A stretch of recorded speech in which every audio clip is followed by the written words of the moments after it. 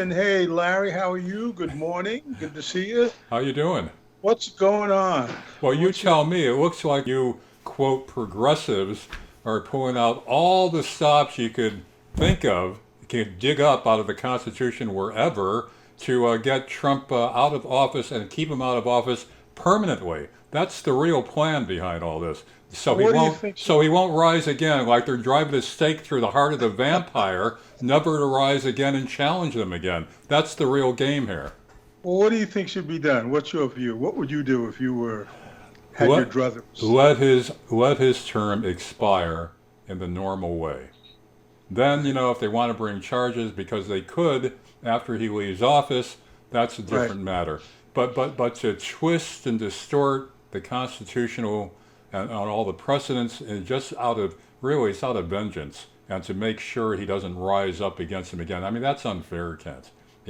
But This is still supposed to be a country where anybody could run for president, and if he's elected, he is. If he isn't, he isn't. But not to set up all these roadblocks, pouring on this full steam. Now all the social media sites are on board with this, the censorship and all that. It's come to a point of being anti-American and a danger to the future health of the republic. but I mean, Larry, don't you think there should be some consequence to what he did and what happened? Again, Kent, what did he do? They're talking about sedition, treason, insurrection. They're stretching those words so thinly that would never stand up in a court of law. But how about just the word incite? Don't you think he incited the crowd? No, I don't think did he intentionally incite the crowd to do what some of them, just some of them, a small portion of them ended up doing? I don't think so. He told them to march peacefully and respectfully. He didn't tell them He never, to break in, to cause mayhem and all that. well, he never used the word peacefully as far as He did, bullets Ken. and I've got stuff. the quote. I've got the quote right here. At one point, Trump told the protesters to peacefully and patriotically make your voices heard. Is he telling them to break in and wreak havoc? No. So you And think he didn't? if you're going to impeach him for that kind of rhetoric, then impeach Pelosi and impeach Vice President-elect Kamala Harris. During all the rioting, the real rioting this summer, where buildings are being burned down, people are being shot, people are being injured, bricks are being thrown, fires are being set. They encouraged that. They incited that. They said it should continue. It's a good thing. Kamala is on tape saying this should continue. Wasn't that incitement? If you want to talk about incitement, impeach both of them. But I mean, what do you think about the 14th Amendment, Section 3 of the 14th Amendment, which would, uh, he did abate and help these people. Again, Ken, these it would not stand up in a court of law in normal circumstances. Aiding and abetting what? He wasn't aiding and abetting them to overthrow the government of the United States. I mean, that's such a ridiculous stretch of the term, the way all these terms have been conventionally and legally used. He didn't do that. If anybody was inciting, it was people like Pelosi and Kamala Harris and others who just stood down during all this real violent rioting during the summer. Now, the 14th Well, Amendment, we should review the 14th Amendment. This was passed during Reconstruction of the Civil War, and it was right. intended 15th, to keep the right. former Confederate generals and people who fought for the Confederacy out of office because they said that they took when they were part of the United States before they seceded, they took an oath of loyalty, but they broke that Right. when they seceded. So that's the case they made then, and it applied to that. But there were also exceptions made later where they were forgiven. That's another part of the story they're not telling now. So again, in order to make that stick even now with Trump, you would first have to make a clear case of sedition, treason, insurrection, which I think has no legal basis at all. So you think nothing should happen Nothing with should Trump. happen. Again, Kent, yeah, I expect a lot of attempts after he leaves office, which is allowed constitutionally. The Constitution says after a sitting president is impeached, convicted, removed from office, he is subject to civil prosecutions, which I expect them to go full blast on. So, if they want consequences, let them try that avenue. But certainly don't cause all this mayhem and bending of the Constitution and loose interpretations of him to kick him out. He's got, what, a week or so left, and you want to impeach him? You want to remove him to the But what 25th happens, Amendment? You want to what take the happens when, 14th Amendment to have him out that way? It's all right, but absurd. what happens when the next president does the same thing? What do you do?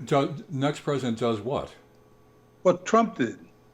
Incites Again, the crowd. Ken, we differ Tells on them, what them, he actually did. Now, this is a double-edged sword. You establish a precedent on this, and then either side is going to be using impeachment more and more frequently and loosely to score politically. And then what happens? Then we do become a banana republic. This is a very dangerous path for political revenge. But I think what he did was an impeachable offense. I think he did aid and abet, and he did incite the crowd to violence. I would say this.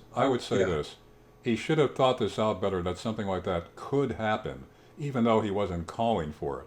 I'll grant you that it was unwise for him to tell them to march towards the Capitol, even peacefully, because, what could happen in a situation like that. But the intent was not there, and therefore it's not an impeachable offense. And you talk about unifying the country. Biden's talking about he's a great unifier. This is just causing more dissent, more resentment from the 77 million people that we know of that voted for Trump.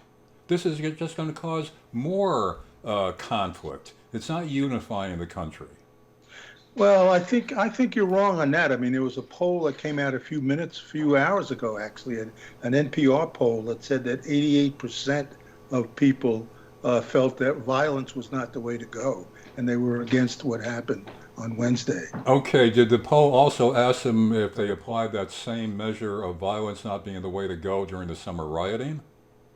I don't think that was one of the questions in the poll. Yeah, I didn't think so either. This is why I'm saying, Kent, the hypocrisy is angering people even more. I mean, this is a clear double standard, and this is political vengeance and payback and an attempt to keep him out of office for the rest of his life. That's the game really here. But Larry, the people you talk about, first I think some of the summer demonstrations you talk about were peaceful. Some of them were, many of them were. And secondly, they were not trying to overthrow the government. They were trying to overthrow the civil authority of state governments and local governments, clearly.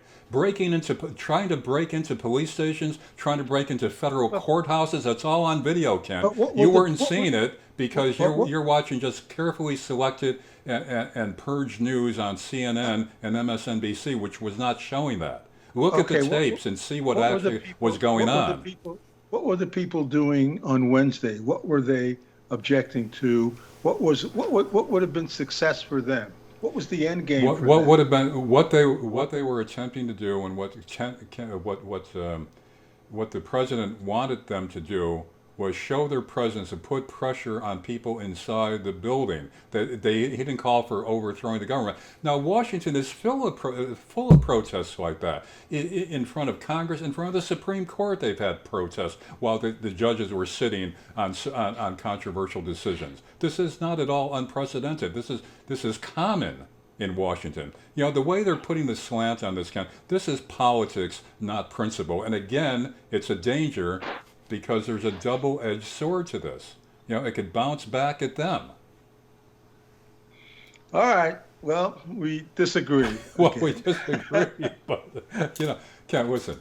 If we got a few more minutes, another thing that I'm really alarmed about, and I've said this with you before, is the censorship of the news now. Where the social media platforms now are on board with censoring anything that doesn't follow the party line and it doesn't keep their candidate in a favorable light. As a newsman, Kent, we've worked together on stories where people were trying to suppress it. Aren't you alarmed about that? You're talking about Trump's being thrown off of Twitter? Is that what you're alluding to? Off of Twitter, Facebook, Google, they're dropping Parler, which was an alternative. They won't let him tweet or repeat anything on these other social media sites. He has no outlets left. They're determining who's going to appear, who's going to be able to communicate to the American public. Well, Yet certainly has. at the same time, Kent, the Ayatollah still has a Twitter account. Dictators around the world have Twitter accounts that Right, haven't been right, but struck. So what about that?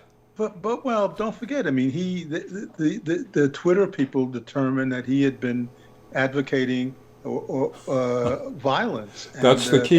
that's against their. The Twitter people determine that. Do you want the Twitter people determining what you and I Well, and the thing everybody is, else could see and hear?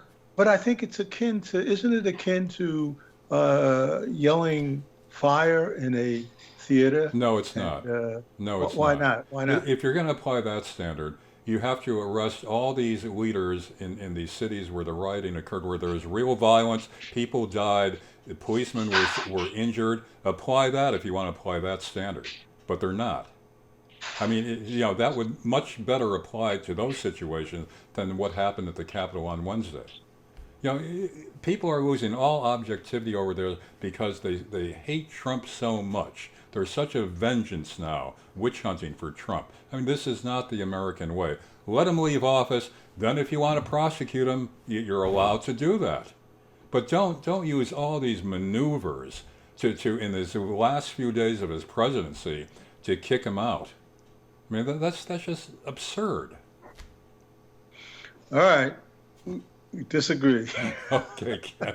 Talk to you later. All right. See you All later, right. Ken.